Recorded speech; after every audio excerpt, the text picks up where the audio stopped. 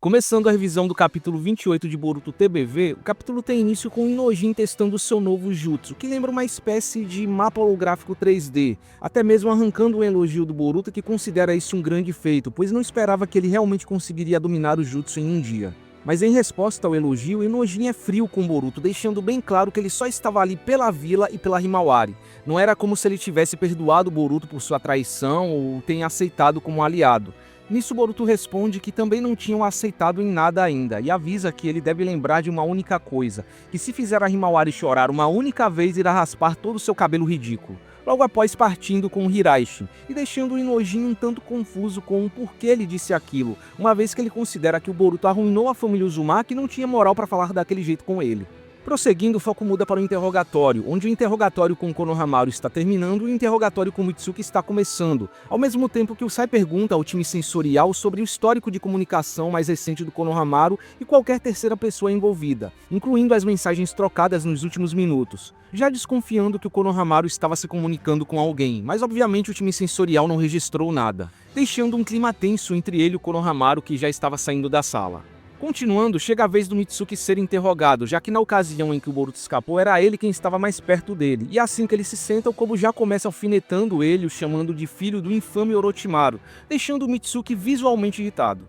Mas em paralelo, o Boruto estava recebendo a sua espada reparada pela Sumire, que inclusive é bem diferente da original em visual e também recebeu várias melhorias. Segundo o que a Sumire explica, ela mudou o formato para otimizar o máximo de resistência e corte. Além disso, quando o Boruto usasse a sua técnica de Kenjutsu Hagoromo, que como ele explicou no capítulo passado, exige que ele mantenha um fluxo de chakra constante na espada e concentração, a própria espada continuaria mantendo a técnica de forma automática, impedindo que a espada se rache novamente se o Boruto se desconcentrasse por um momento.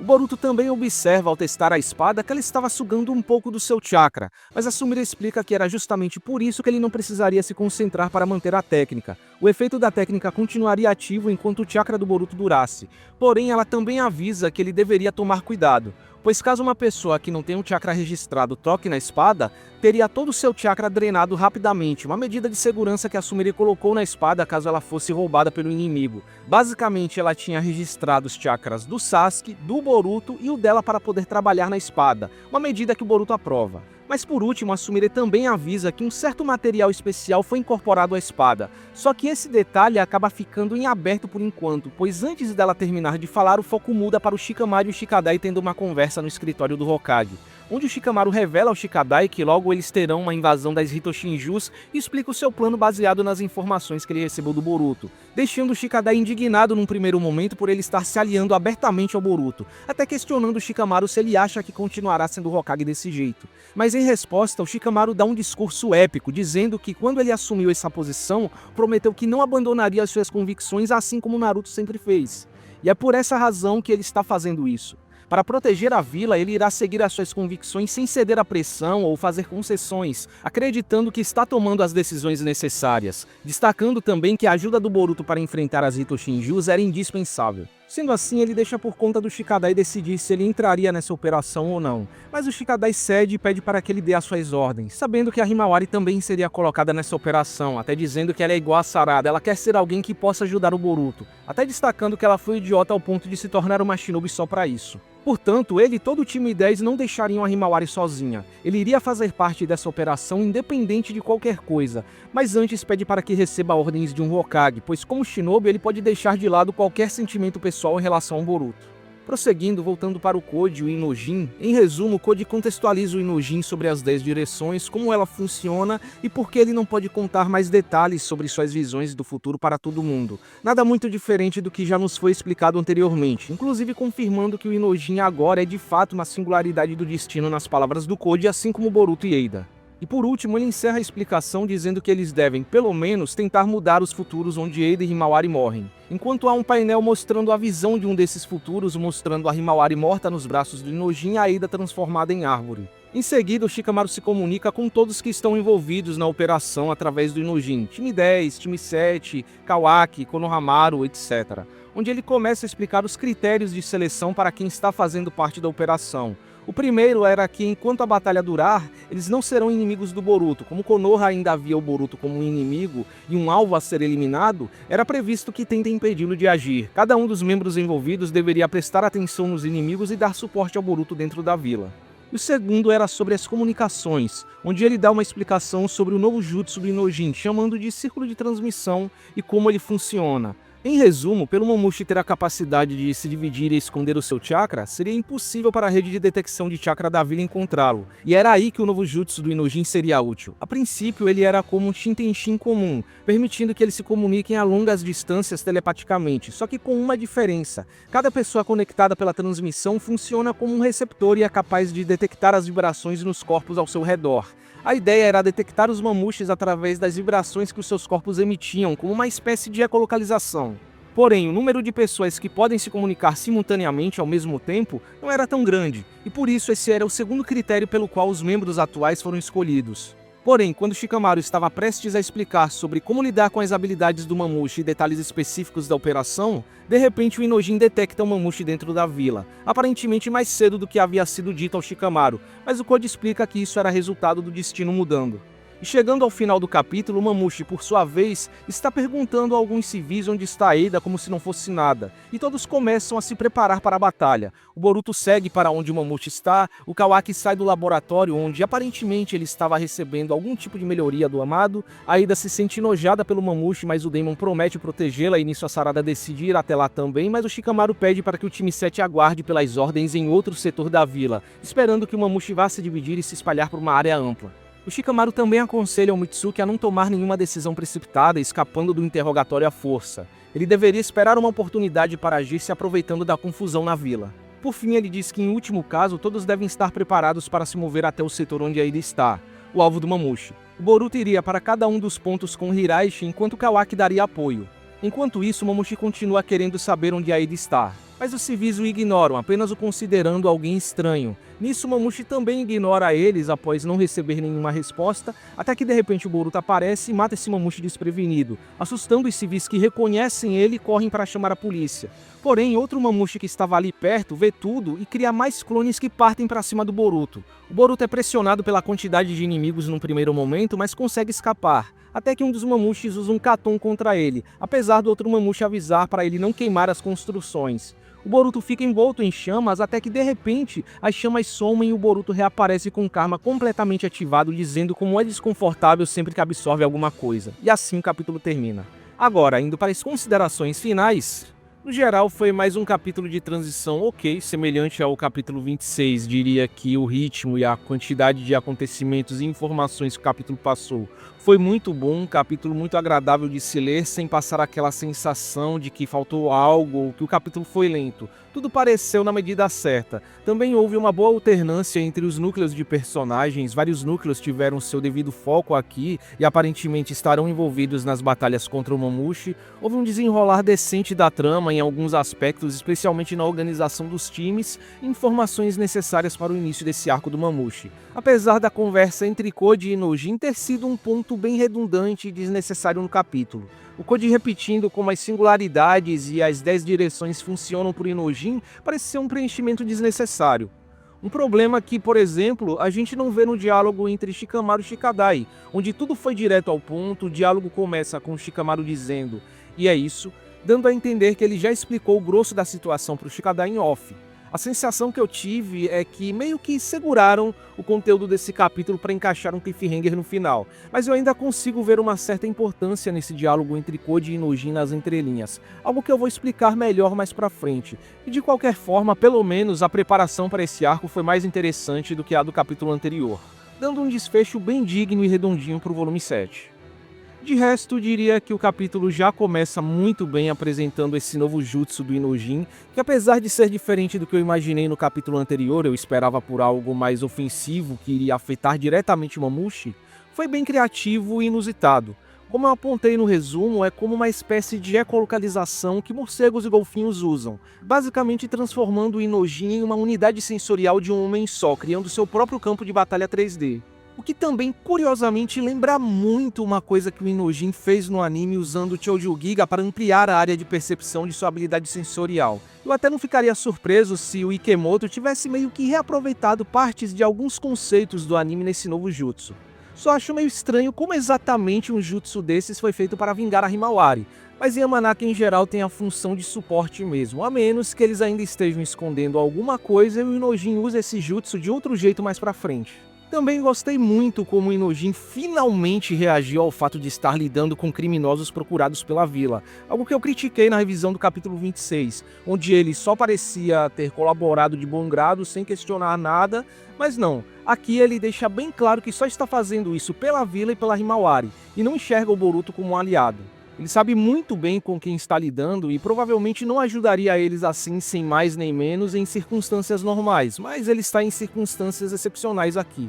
Por falar nisso, o apavoro que o Boruto deu no Inojin dizendo que vai cortar o cabelo ridículo dele foi bem engraçado. Talvez sempre tenha sido algo intencional o Inojin ter esse cabelo que muitos consideram ridículo, que o fandom não gostou justamente para fazer esse tipo de piada. Mas também há uma camada bem interessante nessa ameaça que talvez quem não lê muito mangá ou obras japonesas em geral não tenha percebido. Essa coisa de se você fizer fulana chorar eu te mato, te espanco, te faço tal coisa, é muito típico de familiares de uma garota, tipo pai ou irmão, ameaçando o pretendente da garota, no sentido de que se o garoto pretendente dela magoá-la de algum jeito, ele vai se ver com ele. O que também indica que, se chegou nesse ponto, o pai ou o irmão reconhece e aceita o relacionamento deles, mesmo que não fale isso abertamente. Então Boruto, mesmo não falando abertamente, já aceita e reconhece o Inojin como um bom partido para a irmã. O trecho do interrogatório, apesar de curto, foi bem interessante, confirmando que de fato o Sai estava desconfiado do Konohamaru, ele sabe que tinha alguém falando com ele, se comunicando com ele, e o Konohamaru nem mesmo consegue esconder isso quando eles se encaram antes dele sair da sala. Agora ele sabe que ninguém do time sensorial estava falando com Konohamaru e deve saber que essa comunicação aconteceu fora das regras. Não deve demorar muito para ele chegar até a Ino ou Inojin. Isso se ele não acabar sendo envolvido naturalmente na situação, especialmente quando a vila estiver sendo atacada para valer. Além disso, eu dou um destaque ao Kobo, que mesmo em uma palavra continuou passando essa vibe de ser um interrogador manipulador e sem escrúpulos, já começando o interrogatório com o Mitsuki tocando na ferida, tocando no fato dele ser filho do famigerado Orochimaru, mostrando que no fundo, o alto escalão da vila e o País do Fogo nunca confiaram completamente no Mitsuki, ao contrário do Naruto. Talvez eles ainda vejam o Orochimaru como uma possível ameaça. E também por isso eu mantenho a ideia que eu citei no capítulo 26, de que o Mitsuki seria um bode expiatório perfeito. Ele estava na sala de interrogatório com Boruto, ele é filho de um criminoso conhecido e que também é líder de uma vila que faz parte da Aliança Ninja como qualquer outro Kage. Então, no máximo, o que deve acontecer com o Mitsuki se ele for incriminado é ser expulso da vila e mandado pro Orochimaru novamente. O Mitsuki pode resolver a maioria dos problemas apenas dizendo que, sei lá, deixou o Boruto escapar para matá-lo com as suas próprias mãos, se deixando levar pelo seu ódio contra o Boruto, algo que de fato ele tinha antes da luta contra ele e tal. Mas no momento eu sinto que o Shikamaru vai ser preso mais cedo ou mais tarde, sem a necessidade de outro personagem ser incriminado. Quanto ao trecho do Boruto recebendo a Kusanagi consertada, há muito o que se observar. Primeiro que essa Kusanagi tem um design claramente diferente da Kusanagi que vemos no Flash Forward do capítulo 1 de NNG. Reforçando uma noção que eu já tinha citado quando as 10 direções foram reveladas, de que o Flash Forward seria nada mais do que um futuro possível. E sim, eu acredito que vai acontecer uma luta entre Boruto e Kawaki no Monumento dos Kages no final, mas talvez não seja exatamente nas mesmas circunstâncias, com os mesmos diálogos ou com os mesmos designs.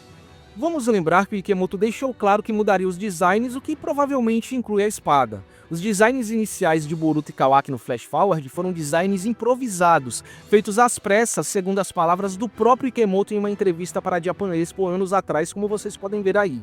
E agora, com as 10 direções e o conceito de futuros possíveis, podem facilmente dizer que essa aí foi apenas uma linha de tempo, uma cadeia de eventos diferentes que levou ao resultado específico que vemos no Flash Forward. Por isso, Boruto e Kawaki terão designs diferentes quando esse momento finalmente acontecer na linha de tempo atual. semelhante ao que vemos na visão do futuro do Momoshiki que o Boruto viu, onde ele vê um Kawaki com chifre, sendo que quando a situação realmente aconteceu, o Kawaki estava sem chifre, um futuro que se realizou de forma ligeiramente diferente. Em resumo, Ikemoto pode mudar absolutamente qualquer detalhe que vimos anteriormente.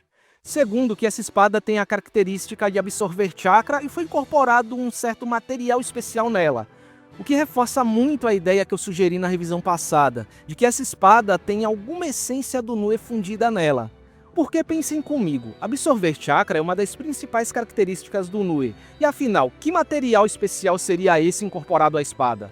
Por que fazer mistério em cima disso se for um detalhe qualquer? E como isso exatamente tem ligação com a técnica que a Sumire vem estudando esse tempo todo? Não ficaria surpreso se esse material na realidade fosse um pedaço do Nue, uma presa, uma garra, ou simplesmente células dele, tornando essa espada uma espada viva, ou pelo menos parte de um ser vivo, herdando as mesmas características desse ser vivo. Sinceramente, eu não consigo ver muitas explicações para essa espada ser imune às habilidades do Kawaki, além dela ter se tornado uma espada viva ou parte de um ser vivo.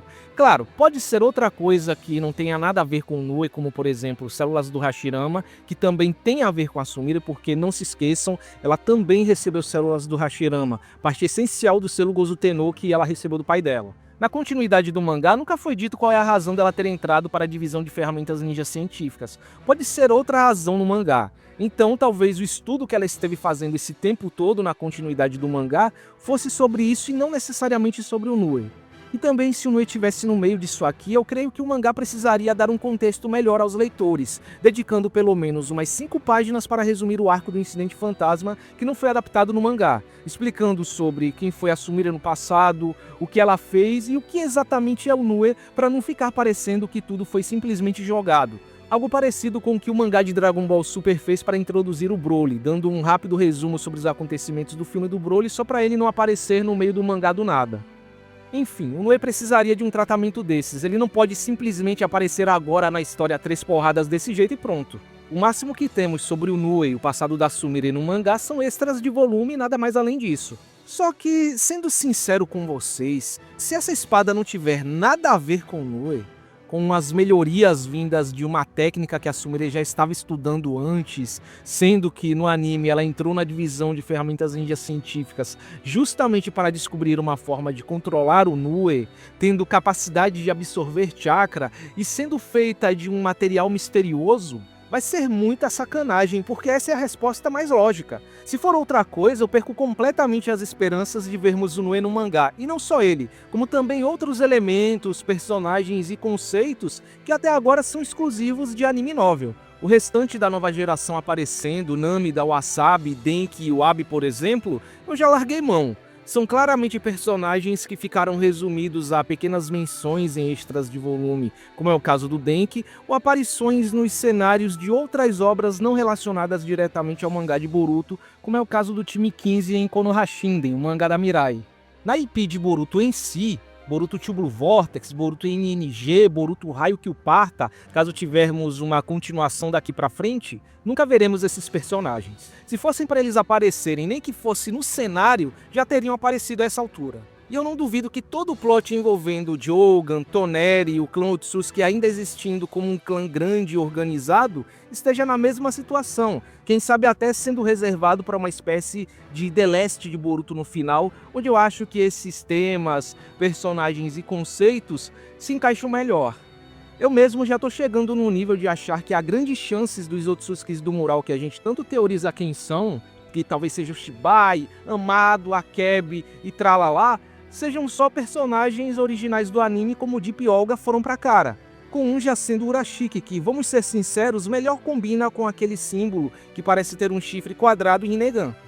Olha, mandando a real mesmo, esse mangá, ano que vem, faz 10 anos, uma década de lançamento. E até agora não temos rastro desses elementos, de qualquer um desses elementos que eu estou citando aqui, sendo introduzidos ao mangá. Sinceramente, quais as chances disso ser introduzido agora ou no futuro próximo? Há quem diga que o olho do Boruto no flash forward do capítulo 1 de NNG foi um Jogan com base em detalhes, do olho ser menor que um Byakugan, da onomatopeia do olho quando ele abre ser diferente, ou por simplesmente considerar isso aqui grande demais para ser algo exclusivo do anime, um doujutsu do protagonista. Só que estamos falando de um anime onde a gente tem Otsutsuki originais, membros da Kara originais, plots originais que fazem diferença para a história do anime, habilidades originais que só aparecem em anime novel que também fazem alguma diferença. Então o Jogan pode ser só mais uma dessas coisas. Do ponto de vista do autor, não existe essa escala de importância que nós, leitores, inventamos para certos personagens ou elementos. Ah, personagem X tem que ser importante, tem que ser fodão, porque está relacionado ao Naruto, protagonista da obra original. Ah, tal elemento tem que ser foda, tem que aparecer e ser importante, porque está relacionado ao protagonista atual. Não é assim que funciona. A verdade é que não dá para cravar nada sobre o Jogan com 100% de certeza, ainda mais se tratando de um design inicial que certamente o Ikemoto vai mudar. Eu acho que tá na hora da gente começar a ser realista e reconhecer que alguns personagens, interações, conceitos e temas serão elementos exclusivos de anime e novel e, na melhor das hipóteses, serão vagamente citados em extras de volume ou aparecerão em mangás mais secundários, como é o caso de Sasuke Hetsuden e o mangá da Mirai, que apesar de serem mangás que acontecem tecnicamente na era de Boruto, não são mangás de Boruto, não possuem Boruto no título, ainda são mangás de Naruto. Se essa espada não tiver nada a ver com o Nue ou Boruto abrir o olho no próximo capítulo e não for um Jogan, visto que o Jogan reage ao chakra do Nue, acabou, desistam desses elementos de anime e novel no mangá. Larga a mão, deixa pra lá e aceita que a obra funciona assim mesmo. O discurso do Shikamaru pro Shikadai destacando que ele vai se manter fiel às suas convicções independente das circunstâncias e a forma como ele está lidando com a situação também foram dignos de nota. Isso só mostra a influência que o Naruto teve em todos ao seu redor, fazendo até mesmo o pragmático Shikamaru seguir o seu coração. Mas eu diria que foi mais algo no sentido de ser firme como Naruto do que fazer as coisas do jeito do Naruto, com os métodos do Naruto. O que talvez indiretamente foi responsável por ele escolher acreditar no Boruto apesar de suas memórias estarem lhe dizendo outra coisa. Porque ele está fazendo algo que o Naruto faria, acreditar nas pessoas, dar uma chance. Aqui ele realmente agiu e falou como um verdadeiro Hokage, o que ao mesmo tempo também indica que talvez após esse arco ele seja preso e perca o posto de Hokage. Toda essa conversa dele com o Shikadai passa muito a sensação de ser uma passada de tocha. O Shikamaru pode estar deixando tudo nas mãos do Shikadai para continuar colaborando com o Boruto ao mesmo tempo que tenta lidar com o novo Hokage. Eu acredito que será alguém mais submisso ao alto escalão. Assim como o Inojin substituiu a Ino na comunicação, o Shikadai deve substituir o Shikamaru na estratégia para lidar com os próximos inimigos. Com o acréscimo que ele também vai ter que lidar com o novo Hokage e achar um meio deles continuarem trabalhando sem intervenção dele. Quanto a como Shikamaru está lidando com a situação, me parece um grande jogo de xadrez, onde cada time terá o seu papel e lugar. Aqui eu realmente senti uma vibe dos velhos tempos do clássico e início do Shippuden, com aquelas missões mais pé no chão, onde existia toda uma preparação, os capítulos onde todo o grupo se organizava antes da missão. Aqui o Shikamaru me lembrou muito o do Naruto clássico, especialmente o do início do arco do resgate do Sasuke e da luta contra o Quarteto do Som, onde vários times estavam envolvidos, tendo que organizar tudo às pressas e em meio ao caos. Sem falar de tudo que ele está tendo que enfrentar ao mesmo tempo. Ele tem que mentir pro alto escalão e basicamente para toda a Konoha apoiando o Boruto. Ele tem que fazer escolhas perfeitas, quase andando numa corda bamba entre não irritar o alto escalão, não irritar Lady Demon, não irritar o Jura, bombas atômicas que podem destruir o mundo. Tudo isso enquanto cumpre todos os seus outros deveres como Hokage, nos mostrando a verdadeira qualidade do Shikamaru como Hokage. O que falta nele em questão de força, sobra em questão de estratégia e liderança, e acima de tudo capacidade de agir sob pressão. Por isso que nenhum outro personagem merece ser Hokage além dele nesse momento. Agora basta saber como é que todo esse plano será executado daqui pra frente. Vários personagens tiveram seu devido foco aqui e aparentemente estarão envolvidos na luta contra o Mamushi, que tem potencial de ser uma das melhores sequências de luta que Boruto já teve até agora. Mas enfim, gostei muito de como foi justificada a escolha dos envolvidos, os critérios para essa operação e por que precisam ser uma quantidade pequena de pessoas. Se trata de uma missão não oficial feita na surdina só para quem está nesse canal secreto de comunicação, só para aqueles que estão cientes de que o Shikamaru está trabalhando secretamente com o Boruto ou estão dispostos a deixar as suas diferenças de lado para trabalhar com o Boruto e tem que ser um número X de pessoas pela limitação do ninjutsu do Inojin.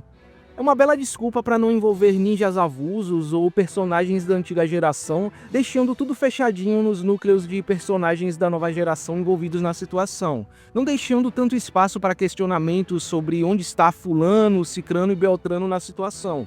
Qualquer personagem da antiga geração, fora Shikamaru ou Konohamaru, que teve mais contato com o Boruto e viu as ações dele de perto, provavelmente não aceitaria trabalhar com o assassino do Naruto e iria denunciar o Shikamaru para o alto escalão.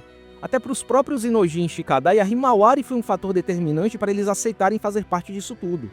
Mas apesar de tudo, é meio triste vermos a situação do ponto de vista do Boruto. Imaginem o peso que ele está tendo que carregar sendo rejeitado pelo seu próprio círculo de amigos, sem ter nenhum momento de normalidade com eles. Sem falar para todos que estão em defesa dele abertamente, a forma como o Shikadai falou da Sarada e da Himawari aqui mostram como as pessoas próximas delas encaram essa defesa ao Boruto, como provavelmente a Sarada é enxergada por todos à sua volta. Para eles, por causa da onipotência, é um absurdo impensável a Sarada e a Himawari defenderem o Boruto, e talvez essa tenha sido a razão do aparente afastamento entre Sarada e seus amigos. Eu também notei que o Kawaki ficou calado, dando aqueles 3 pontinhos quando Shikamaru menciona o critério de não ser hostil ao Boruto nessa batalha. E essa é a forma preferida dos mangakas de mostrar que o personagem está com algum tipo de pensamento interno que talvez será revelado mais pra frente, como é o caso do Sai suspeitando do Konohamaru. Eu até me pergunto, o Kawaki não estaria disposto a pegar o Boruto desprevenido nessa luta e tentar matá-lo? Talvez por já se considerar forte o suficiente para lidar com o Jura sozinho, visto que aparentemente ele acabou de sair de uma espécie de melhoria feita pelo Amado e considera o Momoshiki uma ameaça equivalente, se não pior do que a Shinjus? Indo nessa linha, eu também percebi que na conversa entre Inojin e Koji, que o Koji pode estar escondendo alguma informação importante sobre essa situação. A forma como todo o diálogo é montado, a cena da morte da Eida e da Himawari, e as reações do Koji após isso passam muito a vibe de que eles até vão conseguir impedir que elas morram, como eu já disse nas revisões anteriores. Não acredito que a Eida vá morrer por enquanto, pelo menos enquanto ela fizer parte do plot do Kodo, uma parte essencial dos objetivos dele, e possa ser a chave para desfazer a onipotência. Mas o salvamento delas terá algum preço. Quem sabe alguém, até mais de um personagem, acabe morrendo no lugar delas, ou seja, uma morte necessária para alcançar o melhor resultado possível, como foi o caso da Yodo, mas é certo que o Boruto já deve ter alguma contramedida planejada para esse tipo de situação. Eu imagino que seja algo relacionado ao trato que ele fez com o Momoshiki, que curiosamente ele decidiu esconder os detalhes do Koji.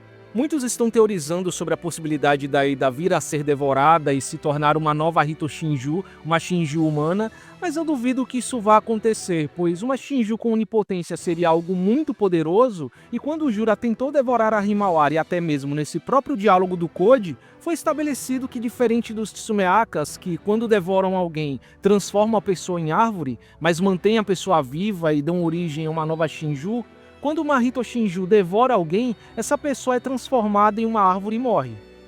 Eu teorizo que as Hito Shinjus, além do Jura, que pode invocar pedaços da Shinju em si, simplesmente se tornam árvores novamente quando devoram o alvo. Em outras palavras, o chakra deles é enviado para formar uma nova alma espinhosa e uma nova Hito Shinju, que é uma fusão das duas almas, nesse caso, Bug mais Eida. E talvez seja por isso que ser devorado por uma Hito Shinju é equivalente à morte, porque o chakra barra consciência deles se funde em algo completamente novo e único. Então a alma não existe mais. Por isso a Matsuri disse ao Konohamaru, vamos nos tornar um quando ela tenta devorá-lo. A maioria das pessoas provavelmente achou que isso era o típico, você vai continuar vivendo dentro de mim, mas poderia ser algo mais literal. De qualquer forma, eu não acho que a Eida será devorada aqui. As melhores opções seriam o Daemon ou até mesmo o próprio Kodo se ele se envolver. E seguindo essa teoria e linha de raciocínio, seria até um cenário muito interessante no caso do Kodo sendo devorado, porque a consciência do Kodo agora faria parte de uma nova Hito Shinju, nascida da fusão entre ele e o Mamushi, talvez até retendo as mesmas memórias e objetivos do Kodo, enquanto o corpo original do Kodo seria nada mais do que uma casca vazia. Curiosamente, algo perfeito para receber um karma. Seria uma excelente saída no caso do Boruto perder o corpo dele para o Momoshiki ou se tornar um sacrifício para uma Shinju. Pode ser que o Kawaki sugeriu tempos atrás, do Boruto usar o Kodo como receptáculo colocando karma nele, realmente aconteça no final das contas. Por último, quanto ao desfecho do capítulo, eu não tenho muito o que falar desse rápido confronto contra o Momoshi. Em geral, dá pra perceber que os painéis de ação do Ikemoto melhoraram muito desde a luta contra o Jura, mas esse trecho nos diz algo muito mais importante e interessante sobre o Mamushi. Primeiro, que o Mamushi é de fato um adversário muito poderoso, que consegue, mesmo que por um momento, pressionar o Boruto.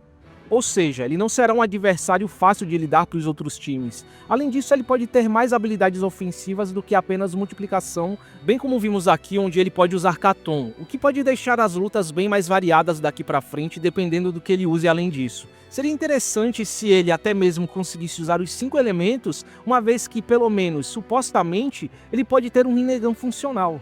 O que talvez equilibre os lados seja a presença de personagens poderosos como Himawari, Sarada e Kawaki fazendo parte dos times 10 e 7 ou alternando entre eles. Mas ainda assim eu acho que no máximo eles só vão conseguir segurar o Mamushi até que o Boruto chegue e controle a situação. E segundo é que, por mais que ele tenha a noção de que não deve causar danos à vila ou ter a Eida como alvo, a burrice dele pode fazer com que ele cometa erros. Agora que eu penso nisso, o Mamushi matando a Himawari não faz muito sentido quando você lembra que ela é o alvo do Jura. Por que o Mamushi mataria a Himawari sabendo que o Jura quer devorá-la? Talvez ele tenha matado ela por acidente, e talvez ele vá acabar devorando alguém no lugar da Eida por acidente também. Esses Mamushis que a gente está vendo ainda possuem uma certa inteligência, apesar de parecerem bem limitados, mas imagine um Mamushi puramente animalesco. Eu acho que eles vão começar a se multiplicar além do que Konoha consegue manter sob controle, e é aí que os problemas vão acontecer e que o Mamushi vai se tornar um problema que está além do que o Demon consegue lidar. Quanto às minhas expectativas para o próximo capítulo, não tenho muito o que acrescentar. Acredito que a luta contra o Mamushi vai começar para valer no próximo capítulo. Inicialmente vai acontecer tudo exatamente como o Shikamaru espera que ocorra, com vários núcleos de personagens combatendo o Mamushi em setores diferentes da vila e o Boruto percorrendo tudo antes que alguma coisa saia do que eles planejaram inicialmente. Eu também não descarto a possibilidade até do Hidari se envolver no meio dessa situação. Claro, no caso do Ikemoto já querer encerrar esse plot das Shinjus e partir para um novo arco, deixando o Jura como a última Shinju tendo um papel mais neutro daqui pra frente, já que ele não será uma ameaça a Konoha de imediato. Inclusive, num cenário como esse, a Kusanagi poderia até mesmo sair de uma vantagem para uma desvantagem, porque caso o Hidari consiga pegar a espada, assumindo que ele tem o mesmo chakra do Sasuke, ele poderia usá-la contra o Boruto ou contra a Sarada, ou talvez a característica de absorver chakra, que é uma vantagem, acabe não funcionando. E também eu acho que não será dessa vez que veremos o Boruto usando todo o potencial de seu karma como muitos estão esperando, usando habilidades do Momoshiki e o Escambau. Por enquanto deve se resumir a um aumento dos status do Boruto e é isso.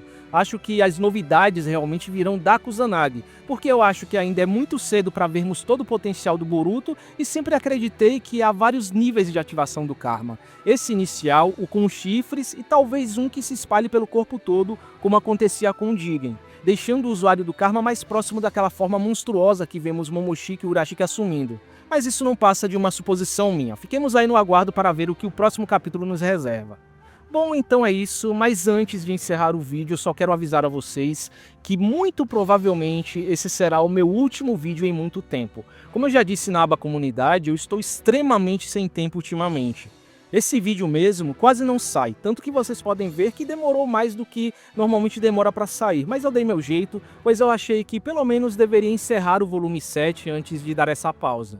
Também não garanto quando é que eu retorno, espero que lá para maio do ano que vem eu já tenha algum tempo livre, mas não dá para garantir nada. Bom, espero que vocês tenham gostado da revisão e nos vemos algum dia.